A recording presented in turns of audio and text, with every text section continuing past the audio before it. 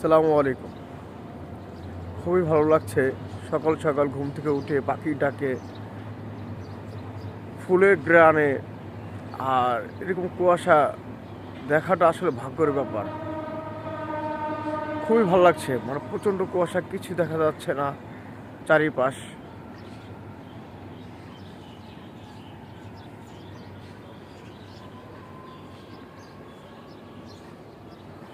মাশাল্লাহ, আল্লাহর অপরূপ সৌন্দর্য, খুবই ভালো লাগছে, খুবই মুগ্ধকর পরিবেশ।